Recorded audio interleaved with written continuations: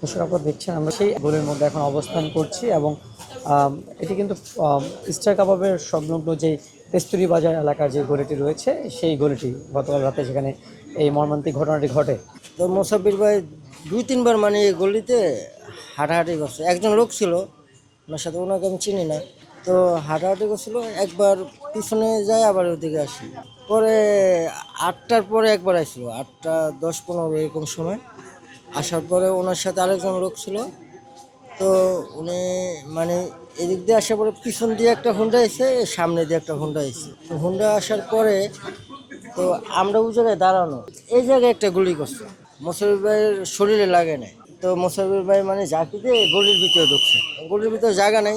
তো গলির ভিতরে জায়গা নেই দেখে গলির কোনো বাইরে আবার এদিক দিয়ে দৌড় দিতে দিচ্ছে। এদিক দিয়ে যখন দৌড় দিতে দিচ্ছে, এই দিক দিয়ে এপাশে যে হুন্ডাটা এসে এদিক দিয়ে ডাইরেক্ট শুট করছে ওই জায়গায়। এদের মানে 4টা গুলি করছে, 4টা গুলি করার পরে সাথে সাথে উনি ওই জায়গায় মারা যায়। আর আরেকজন লোক ছিল, ওনাকে মানে পেটের এই জায়গায় গুলি করা হয়। একটা গুলি করছে, গুলি করার পরে সাথে সাথে ওনারা মানে সেকেন্ডের ভিতরে ওনারা উদয় হয়ে গেছে। পরে আমরা কয়েকজন এসে তারপরে ইয়াতে উঠে দিয়ে হসপিটাল নিয়ে যাই। এর আগে স্পটে মারা গেছে। আমাদের কাজীপাড়ার ভিতরে মানে মোসাব্বির ভাই অনেক ভালো লোক ছিল। ওনার জন্য মনে করেন যে আমরা কারণ বাজার বলেন, বসুন্ধরা বলেন, সব জায়গায় ব্যবসা করে মানে খুব শান্তি হয়েছে।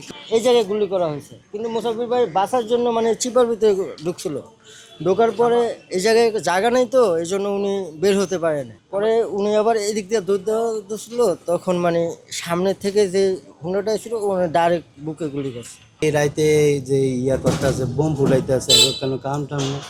পরে যেই তো মানুষ দৌড়াদৌড়ি করতে আছে, মানুষ করতে শুনি যে গুলি করছে। দোকানের ভিতরে তো প্রচুর মানুষ ছিল, মহিলারাও ছিল দোকান। আর শব্দ শুনছি 3টা।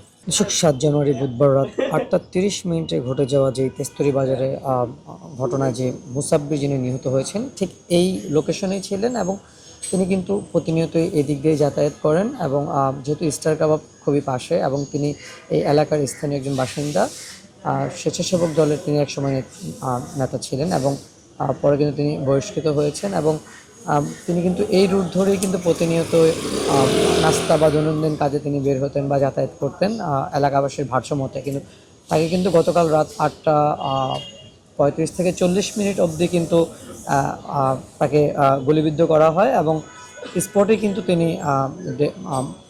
মারা যান এবং এলাকাবাসীর ভাষ্যমতে কেউ কেউ বলছে তাকে আসলে 2টি গুলি ছোড়া হয় বা কেউ কেউ বলছে তাকে 4টে গুলি ছোড়া হয় এবং কিন্তু স্পটে মারা গেছে এটা দু একজন আমাদেরকে নিশ্চিত করেছেন এবং আরও একজন ছিল পাশাপাশি, তিনিও কিন্তু পেটে গুলিবিদ্ধ হয়েছেন, একটি গুলি, কিন্তু তিনি বেঁচে আছেন এবং ঢাকা মেডিকেল হসপিটালে কিন্তু চিকিৎসাধীন অবস্থায় রয়েছেন।